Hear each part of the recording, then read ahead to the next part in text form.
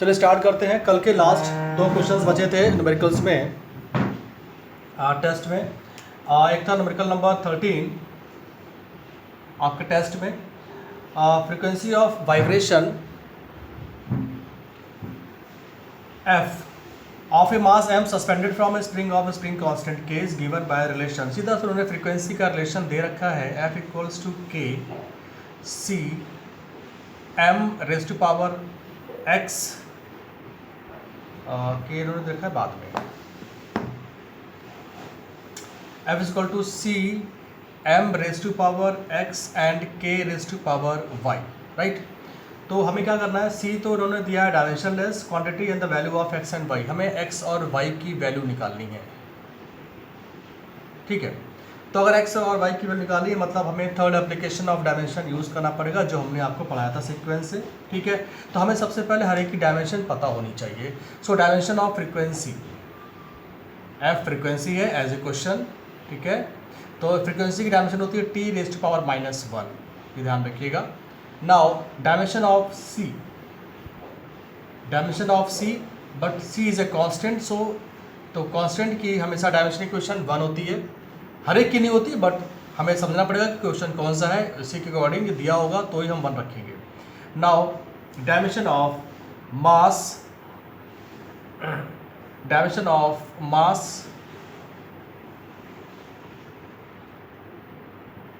इसकी डायमेंशन होती है m1, ठीक है। अच्छा, अब बच्चों आता है dimension of spring constant k, dimension of k, ठीक है। तो बच्चों यहाँ पर हमें कुछ समझना पड़ेगा, थोड़ा रफली वर्क करते हैं बच्चों। स्प्रिंग कांस्टेंट k जो है इसका फार्मूला होता है फोर्स इक्वल्स टू kx, होता तो वैसे माइनस में, लेकिन यहाँ माइनस लेते नहीं है।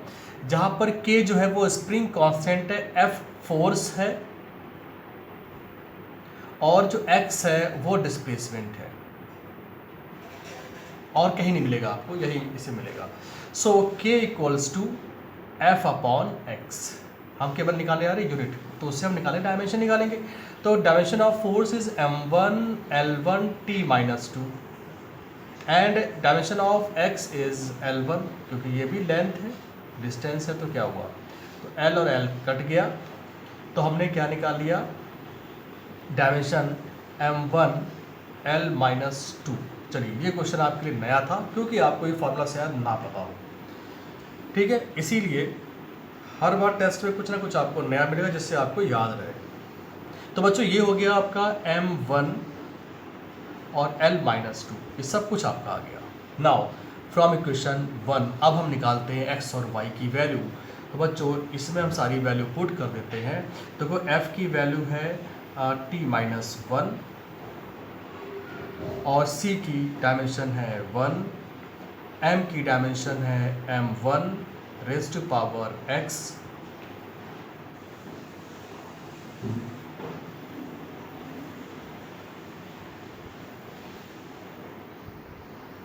ठीक है। क्लियर नहीं दिख रहा है तो बच्चे इसमें अब हम आपकी यही हेल्प कर सकते हैं कि आप वीडियो देख लीजिएगा। इसका हो सकता है कि हमारे यहाँ नेटवर्क प्रॉब्लम हो या हो सकता है आपके यहाँ हो सकती है ना, तो किसी के यहाँ भी प्रॉब्लम ये वाली हो सकती है। तो हम वीडियो भी डाउनलोड करते जा रहे हैं साथ में, आप इसको उस पर देख लीजिएगा। इसीलिए मैंने आपकी ये प्रॉब्लम सभी की प्रॉब्लम मैंने सॉल्व कर दी है। सो m रेज टू, ये हमने m की डायमेंशन पुट करी, m1 पावर x है तो x हो जाएगा, एंड k की अभी डायमेंशन निकाली हमने, वो है बच्चों m1 L-2 और इसकी पावर है y। इसको हम अरेंज कर लेते हैं तो ये हो जाएगा m raise to power x, ये इसको अंदर ले जाते हैं तो m raise to power y and L-2y। थोड़ा इसको और इजी करते हैं तो ये आ जाएगा m, क्योंकि दोनों के बेस सेम है तो x प्लस वाई, और ये हो जाएगा L-2y,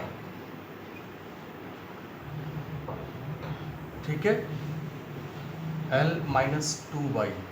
एक मिनट यहाँ मिस्टेक क्या हो गई है, यहाँ मिस्टेक ये हो गई, t माइनस टू था, l तो l कट गया था, एक्चुअल में t की पावर माइनस टू है, sorry for this mistake. So t minus to, ठीक है, तो t माइनस टू इधर भी आएगा, t minus two, t minus two Y and t minus two Y, ठीक है। चलिए बच्चों सॉरी इसके लिए।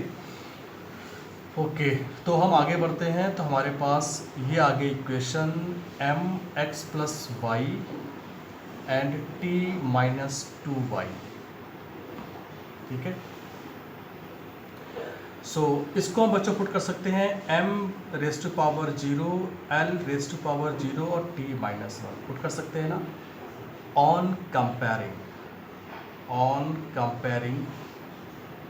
अगर कंपेयर करते हैं तो बच्चों आप देख पा रहे हैं इस t का इस t के साथ करते हैं तो बच्चों ये हो जाएगा minus two Y equals to minus one और y equals to one by two, ठीक है।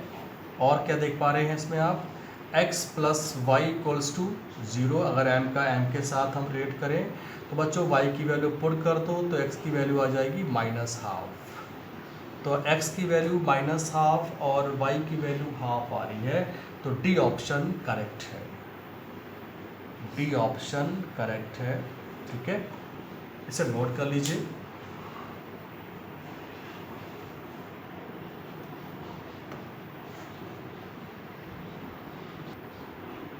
तो देखिए बच्चों लास्ट जो क्वेश्चन था इसका टेस्ट पेपर का बहुत ही आसान है। देखिए 15 क्वेश्चन जो है, the velocity of freely falling body changes as g की पावर p h raise to power q, ठीक है। यानी कि सीधा दिया हुआ है v proportional to g raise to power p and h raise to power q, ठीक, वेयर g इज एक्सेलरेशन, ठीक है, acceleration due to gravity and h is height. बिल्कुल वैसा ही होगा जैसे मैंने अभी किया था, h, ठीक है, हाइट। तो बच्चों g एक्सेलरेशन है, आप डायमेंशन देखिएगा बुक में या हमने कराया हो तो बच्चों इसकी डायमेंशन इक्वेशन होती है L1t माइनस टू, है ना, क्योंकि मीटर पर सेकेंड स्क्वायर इसकी यूनिट होती है, तो इसलिए इसकी डायमेंशन L1t माइनस टू होगी। और h हाइट है यानी कि लेंथ है, तो बच्चों ये हो जाएगा L1, राइट। इसको बच्चों ले सकते हैं v प्रोपोर्शनल टू, आप बिना कांस्टेंट लिखे ही ऐसे लिख दीजिए, इसको हम ले सकते हैं सेम इसी की वैल्यू पुट करते हैं सीधे सीधे। हाँ, वेलोसिटी v रह गया, वेलोसिटी की डायमेंशन L1t माइनस वन, ठीक है। अब आते हैं सीधे इस क्वेश्चन पर, तो देखिए L1t माइनस वन एक प्रोपोर्शनल टू, ठीक है, ये शॉर्ट करता रहा तरीके में आपको, अब कॉन्सेप्ट टर्म्स भूल जाइए अब आप। तो g का डायमेंशन दिया हुआ है L1t minus two, right, power p और हाइट L1 पावर q। इसको आप सॉल्व कर लीजिए, ठीक है। जब बाय द सॉल्विंग, जैसे मैंने इसे पहले सॉल्व किया था उस तरह से आप सॉल्व करिएगा। बाय सॉल्विंग p की वैल्यू जो आ जाएगी 1/2 और q की वैल्यू भी आ जाएगी 1/2, आप देख लीजिएगा, ठीक है। नहीं आएगा तो फिर मुझसे पूछिएगा। तो इसे बच्चों नोट कर लीजिए आप लोग, फिर आगे बढ़ते हैं अपने पुराने टॉपिक की तरफ। तो बच्चों हम लोग थर्ड एप्लीकेशन ऑफ डायमेंशन के एग्जांपल सॉल्व कर रहे थे, तो हमारे पास थर्ड एप्लीकेशन ऑफ डायमेंशन था टू डिराइव द रिलेशन, ठीक है, to derive the relation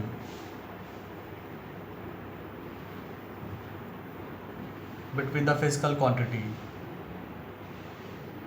between the physical quantity।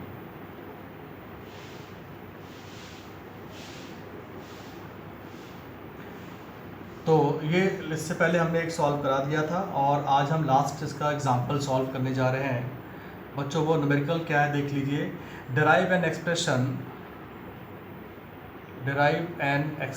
शायद हमने ये आपको होमवर्क भी दिया होगा, an expression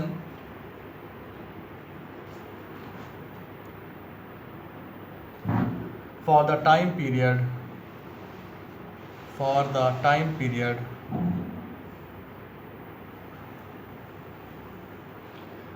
of a simple pendulum,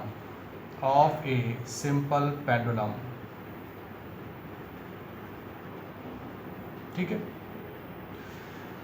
तो हमने आपको हिंट भी दिया था इसके लिए, क्या बोला था हमने कि आप time period t is proportional to m raise to power a, यानी कि mass of the pendulum, l raise to power b length of pendulum and the gravity acceleration due to gravity of the pendulum c। हमने ये formula आपको hint के form में दिया था, ठीक है।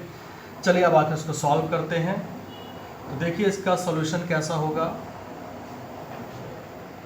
तो इसके सॉल्यूशन के लिए हम एक काम करते हैं, बाकायदा सॉल्व करें, चाहे आप डायरेक्टली सॉल्व करिए या आप कांस्टेंट की वैल्यू पुट करके। So t is equal to c constant, क्योंकि c एक्चुअल दिया हुआ है तो हम c कांस्टेंट नहीं लेंगे, यहाँ पर हम लेते हैं मान लीजिए k, ठीक है। m raise to power a, l raise to power b and g raise to power c। अब हम इनका बारी बारी से डायमेंशन लिखते हैं। तो डायमेंशन ऑफ t, और t क्या था बच्चों, time period, so dimension is t1। Dimension of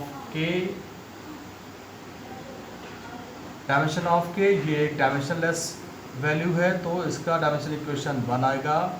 dimension of mass, इसकी वैल्यू हो जाएगी बच्चों m1।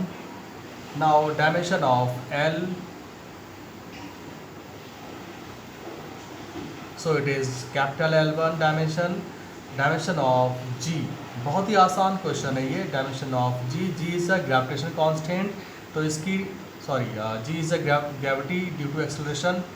तो यहाँ पर g की जो वैल्यू आएगी वो L1 t minus 2 dimension equation आएगी। अब हम इनको बारी बारी से यहाँ पर इस वाली इक्वेशन में रख लेते हैं, ठीक है। तो देखिए क्या इक्वेशन आएगी, ये इक्वेशन आ जाएगी t1 equals to 1 into m की वैल्यू क्या डायमेंशन निकाली थी हमने, m1 raise to power a, और l1 raise to power b and l1 t minus 2, इसको नीचे लिखते हैं थोड़ा सा ताकि दिखेगा, l1 t minus 2 raise to power c। अब इनको सॉल्व कर लेते हैं तो ये आ जाएगा t1 equal to m a l b आ गया, l c और t माइनस 2c, ये आ गई इक्वेशन। चलो अब इसके बाद हम लोग सॉल्व करते हैं। पहले इसको नोट कर लीजिए आप लोग, फिर आगे बढ़ते हैं।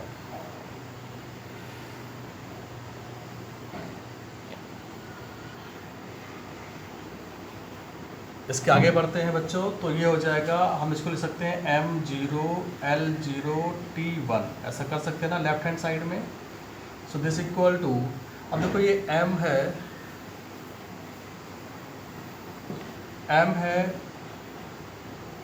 a। अब देखिए l यहाँ पर 2 बार है तो इनकी पावर ऐड हो जाएंगी b plus c and t माइनस 2c, ठीक है। on equating powers या डायमेंशंस हम इक्वेट कर रहे हैं, ठीक है। तो m को m के साथ करेंगे इक्वेट, a की वैल्यू क्या आएगी बच्चों 0, ठीक है। और b प्लस c क्या आएगा 0, माइनस 2c क्या आ जाएगा 1। तो आप कह सकते हैं इस वाली इक्वेशन से कि c की वैल्यू आएगी -12। जब c की वैल्यू -12 आएगी तो बच्चों b की वैल्यू +12 आएगी, ठीक है। और a 0 है। फ्रॉम इक्वेशन कौन सी इक्वेशन थी वो थी equation t equals to k m a l b और g c में वैल्यू पुट कर दें। सो k m 0, b की value power half and c की वैल्यू -12। तो बच्चों इसको अगर हम और एक्सपेंड करते हैं तो हमारे पास देखो, जिसकी पावर 0 जाती है उसकी वैल्यू 1 होती है, तो it is k l by half और ये g पावर हाफ। इसको हम ले सकते हैं k under root l by G is the answer, ठीक है। आपसे क्वेश्चन ये पूछता हूँ कि इसका ड्रॉबैक क्या है? इस इक्वेशन को हमने डायमेंशन मेथड सॉल्व तो किया है, लेकिन क्या ये इक्वेशन अगर देखा जाए तो पूरी वैल्यू नहीं दे रहा है इसमें। तो वो वैल्यू जो नहीं दे रहा वो उसकी वैल्यू क्या होगी? अब जो हम आपको पढ़ाने जा रहे हैं वो कॉम्पिटिशन्स में JEE and neat and advance में उन पर क्वेश्चंस आए हैं। सो यूज़फुल टिप्स जो क्वेश्चंस आए हैं उन पर हम आपको कुछ हिंट्स देने जा रहे हैं, जिसको आप हमेशा याद रखिएगा। भले आपको सब पता है, लेकिन हम जो बताने जा रहे हैं वो आपको नहीं पता होगा, ठीक है। तो देखिए यहाँ पर हम कुछ ऐसे फिजिकल क्वांटिटीज़ के पेयर बताने जा रहे हैं जिनकी डायमेंशंस इक्वेशंस और कह सकते हैं कि जिनकी यूनिट्स सेम होती है। तो देखिए पेयर वन हम बात करने जा रहे हैं सेम डायमेंशंस।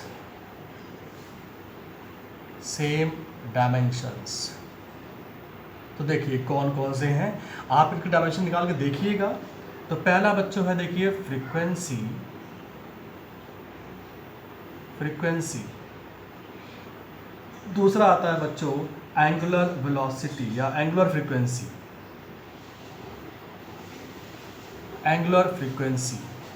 एंड थर्ड आता है बच्चों एंगुलर वेलोसिटी।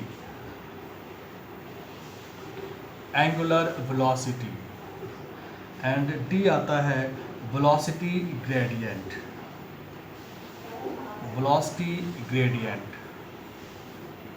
ठीक है, ठीक।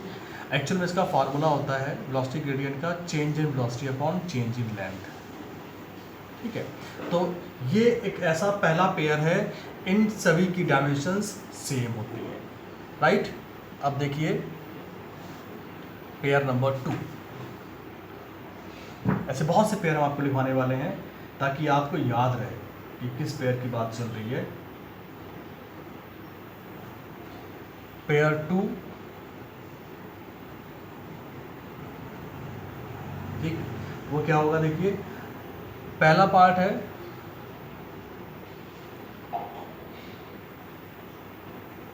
Square of velocity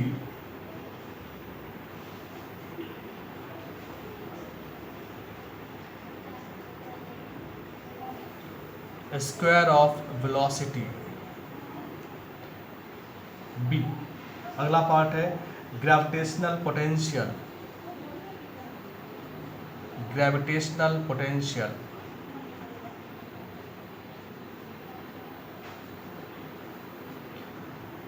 number C latent heat. ये तो आपने सुना भी नहीं होगा शायद, लैटेंट हीट। ठीक है, तो बच्चों पेयर 1 और पेयर 2 की जो कॉमन डायमेंशन इक्वेशन होगी देखो क्या होगी। इन सभी की डायमेंशन बच्चों होगी m0 L2 और T-2।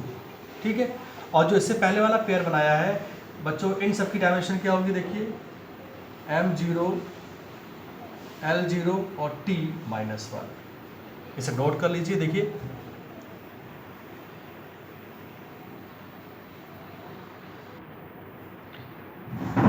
Pair 3,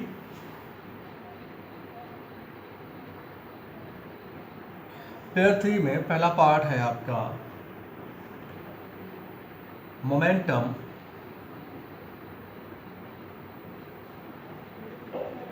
and the next B part है आपका इम्पल्स। इन दोनों की डायमेंशंस सेम होगी। वो क्या होगी वैल्यू इसकी बच्चों ML/T-1। इन सभी की डायमेंशंस ये पाई जाएंगी। ठीक है, इन सभी फॉर्मूलों को पता करने का एक ही तरीका है कि अगर आपके पास NCERT बुक है तो NCERT बुक के लास्ट पेजेस में है ना, उसमें आपको सारे फार्मूले 96 फार्मूले मिल जाएंगे आपको। 11th में अलग है, 12th में अलग है। ठीक है, अब आते हैं नेक्स्ट पेयर पर। Now pair number 4। देखता टाइम क्या अभी हो रहा है, 3 मिनट बाकी है अभी और हमारे पास है। ठीक है, तो नाउ पेयर नंबर 4। तो देखिए acceleration and gravitational field intensity. पहला है एक्सेलरेशन एक्सेलरेशन, सेकेंड फार्मूला है gravitational field intensity, gravitational field intensity, इनका दोनों का डायमेंशन सेम होगा। वो कितना होगा देख लीजिए, वो होगा dimension formula m0 L T-2। इसे नोट कर लीजिए।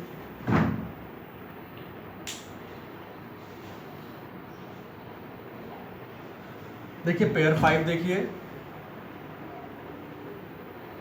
Pair 5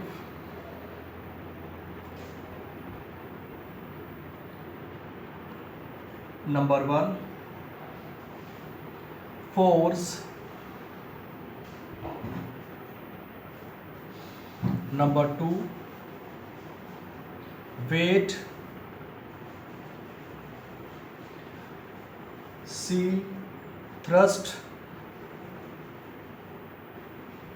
D energy gradient,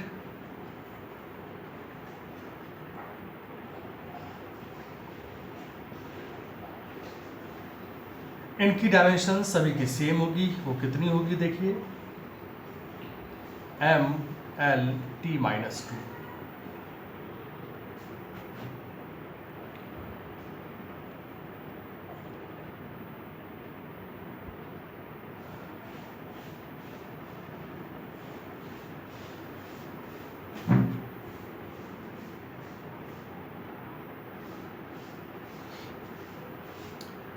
Now pair 6,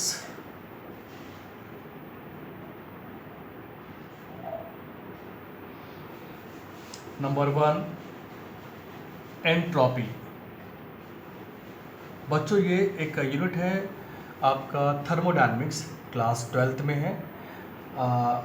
हमारे यहाँ 11th में है थर्मोडायनेमिक्स। आपके यहाँ 11 12 दोनों में पार्ट वाइज है।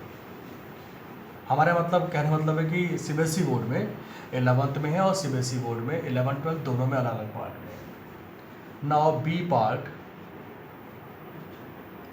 Gas constant,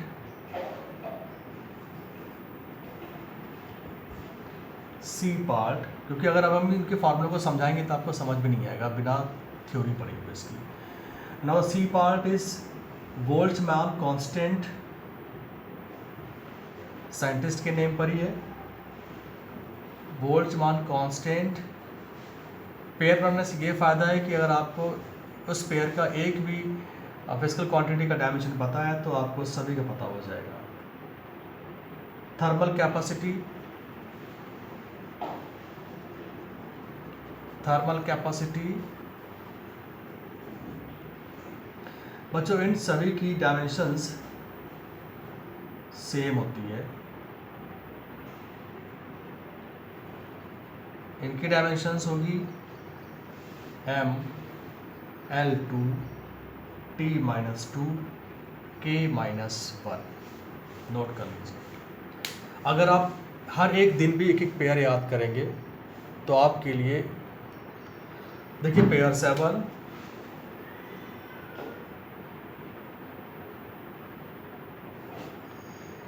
number 1 light year.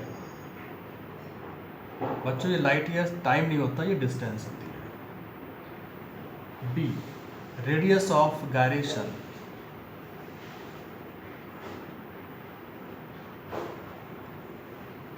जैसा नाम दिख रहा है एक्चुअली ये भी एक लेंथ होती है। चैप्टर आपका रोटेशन चैप्टर है उसमें मिलता है।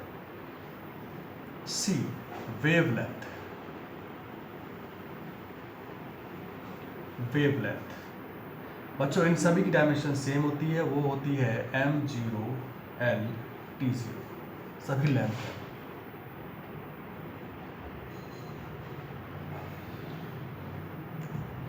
Now number 8, pair 8,